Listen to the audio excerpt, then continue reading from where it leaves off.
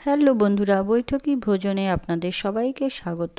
আজ আমি আপনাদের সাথে শেয়ার করে নিচ্ছি চিকেন, ধনেপাতা, কাঁচা লঙ্কা দিয়ে আমি আজকে চিকেনের রেসিপিটা করেছি, সেটাই আপনাদের সাথে শেয়ার করে নেব। তাহলে চলুন দেখে নিই। প্রথমেই আমি এখানে একটা মশলা রেডি করে নিচ্ছি। তার জন্য নিয়ে নিলাম রসুন 8-10 খানা, রসুনের কোয়া নিয়েছি, আদা দিয়ে দিচ্ছি, কাঁচা লঙ্কা দিয়ে দিচ্ছি, দিয়ে এখানে ধনেপাতা বেশ একটু বেশি পরিমাণে এর মধ্যে মিশিয়ে দিলাম, দিয়ে এগুলোর আমি একটা পেস্ট রেডি করে নেব। এই দিকে চিকেন ধুয়ে পরিষ্কার করে রেখেছি। এবার ম্যারিনেশনের জন্য আমি এর মধ্যে যে পেস্টটা করেছি সেটা অ্যাড করে দিলাম, সম্পূর্ণটাই এর মধ্যে দিয়ে দিচ্ছি। আমি কিন্তু কোনো রকম জল ব্যবহার করিনি পেস্ট করার সময়। আর এর মধ্যে টক দই, আমি এখানে 3 চামচ টক দই নিয়েছি, সেটাও এর মধ্যে অ্যাড করে দিলাম। দিয়ে দিলাম সামান্য নুন, আর এগুলোকে খুব ভালো করে মিশিয়ে নেব। দিয়ে দেবো হলুদ গুঁড়ো। আচ্ছা, আমি এখানে কিন্তু একটু সর্ষের তেলও ব্যবহার করেছি। আর সঙ্গে দিয়ে দিলাম আমি এখানে ধনে গুঁড়ো। সবগুলোকে দিয়ে খুব ভালো করে মিশিয়ে নেব। যত ভালো করে ম্যারিনেট করা হবে চিকেনটাকে তত বেশি টেস্টি হবে, যাতে মশলাগুলো খুব ভালো করে চিকেনের ভেতর অবধি চলে যায় সেইভাবে ম্যারিনেটগুলো করে নিতে হবে। দেখুন আমার এখানে হয়ে গেছে মাখানো। আমি বেশ 30 মিনিট মতন এখানে রেস্টে রেখে দেবো। এরপর এইদিকে আমি একটা প্যান গরম করে নিয়েছি, এতে দিয়ে দেব আমি বাটার। আমি রান্নাটা এখানে মাখনে করছি, আপনারা চাইলে সাদা তেলেও করতে পারেন। আমি এখানে সামান্য বাটার দিয়ে নিয়েছি। আর ম্যারিনেট করার সময় আমি ওখানে 3-4 চামচ সর্ষের তেল দিয়ে দিয়েছিলাম, যার জন্য এখানে শুধু বাটারে আমি এখানে মশলাটাকে ভেজে নেব। প্রথমে শুকনো লঙ্কা, তারপরে দিয়ে দিয়েছি এখানে দারচিনি, এলাচ আর লবঙ্গকে নাড়াচাড়া করে এর মধ্যে দিয়ে দিলাম পেঁয়াজ কুচি এর মধ্যে দিয়ে দিয়েছি। খুব বেশি লাল করব না, হালকা নাড়াচাড়া করে একটু ভেজে নেব। হালকা ব্রাউন হয়ে এলেই আমি ম্যারিনেট করা চিকেনগুলো এর মধ্যে অ্যাড করে দেব। লো ফ্লেমেই আমি রান্নাটা এখন করছি। এরপর চিকেন দেওয়ার পর আমি ফ্লেমটাকে বাড়িয়ে দেব।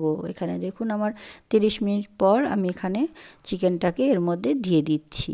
প্রতিদিন একই রকম চিকেন খেতে ভালো না লাগলে অবশ্যই এইভাবে একবার করে দেখতে পারেন, ভীষণই ভালো লাগবে।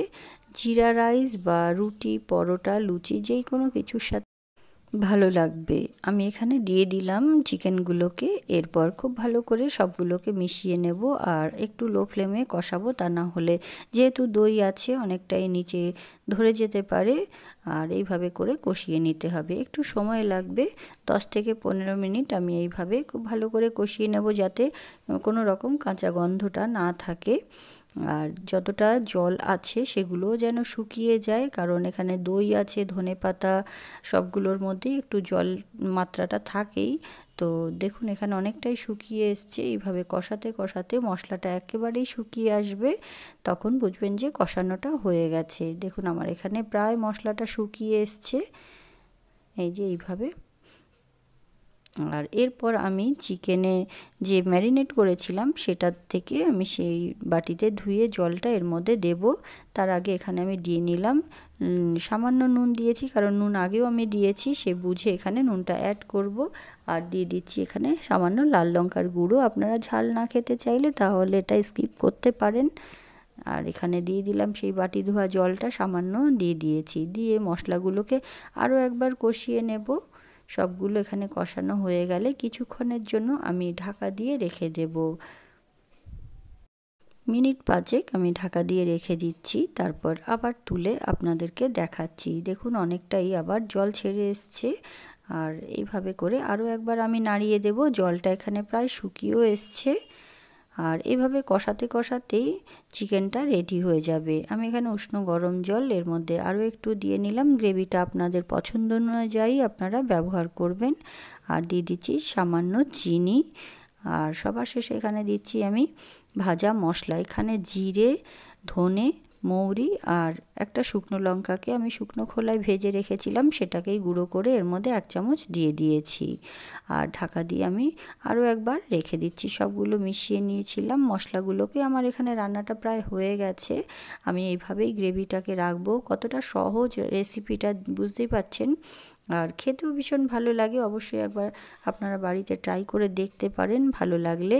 তারপর আমাকে কমেন্টে জানাবেন। ভালো লাগলে অবশ্যই একটা লাইক, শেয়ার, সাবস্ক্রাইব করতে ভুলবেন না। আর পাশে থাকা বেল আইকনটা অবশ্যই প্রেস করে রাখবেন, যাতে নতুন নতুন ভিডিও সবার প্রথমেই আপনার কাছে পৌঁছে যায়। কেমন লাগলো আজকের রেসিপিটা অবশ্যই কমেন্ট করে আমাকে জানাতে ভুলবেন না কিন্তু। ধন্যবাদ।